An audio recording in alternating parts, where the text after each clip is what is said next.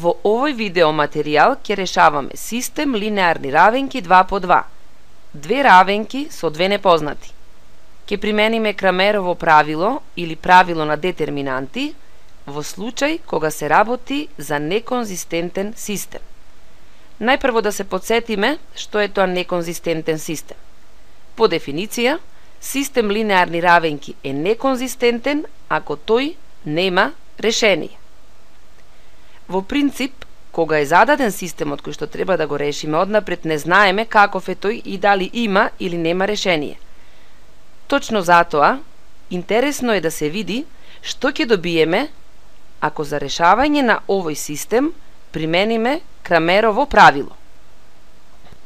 Првиот чекор е подредување на променливите заедно со константите пред нив, и тоа во колона X, колона Y, потоа колона за знакот еднакво и колона за слободните членови. Првата равенка ќе биде 1 по X плюс 2 пати по Y е еднакво на 5. И втората равенка 1 по X плюс 2 пати по Y е еднакво на 2. Вториот чекор е запишување на главната детерминанта на системот. Таа се состои од две редици и две колони. Во првата редица ги запишуваме константите пред променливите од првата равенка 1 и 2. Во втората редица ги запишуваме константите пред променливите од втората равенка 1 и 2.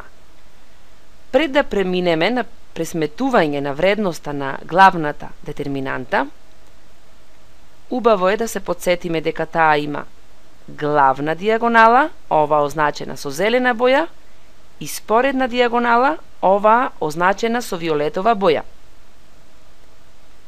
Пресметувањето на вредноста на детерминантата е на следниот начин.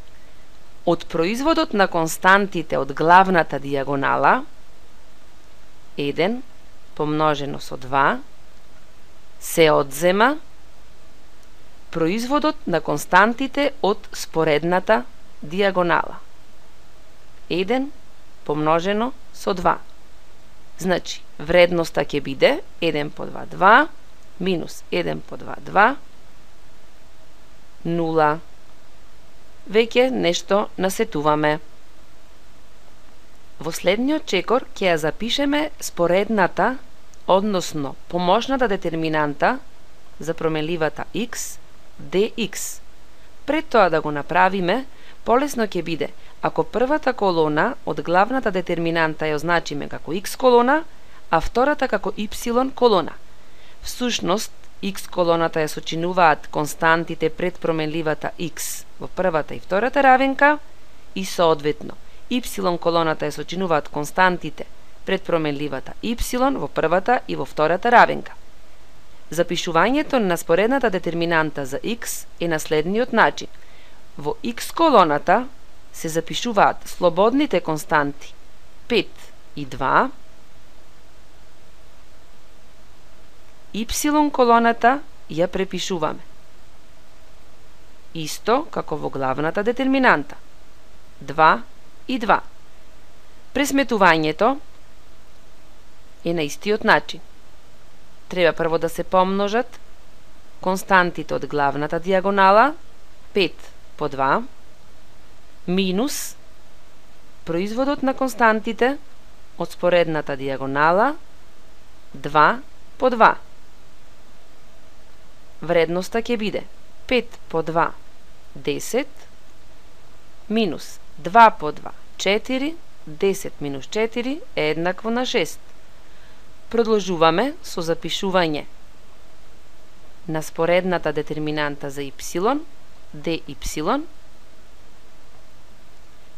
Во y колоната се запишуваат слободните константи 5 и 2, додека во x колоната се запишуваат константите пред x променливата 1 и 1. 1 и 1. пресметувањето би било 1 по 2, на истиот начин, значи, минус 1 по 5.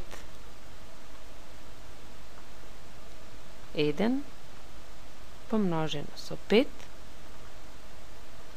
резултатот би бил 1 по 2, 2, минус 1 по 5, 5, 2 минус 5 е еднакво на минус 3.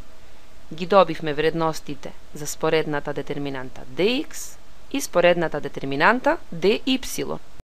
Во последниот чекор ни преостанува да ги пресметаме вредностите за променливата x и y. Вредностите се пресметуваат како количник од соодветните споредни детерминанти и главната детерминанта. X би било dx поделено со d, тоа е еднакво на 6 врз 0. Y е еднакво на dy поделено со d, тоа е еднакво на минус 3 поделено со 0. Добивме за променливата x и променливата y делење со 0. Заклучуваме дека системот нема решение. Ако графички ги презентираме двете равенки, односно двете прави, ќе добиеме дека навистина двете прави се паралелни. А штом правите се паралелни, нема пресечна точка, нема решение. Системот е неконзистентен.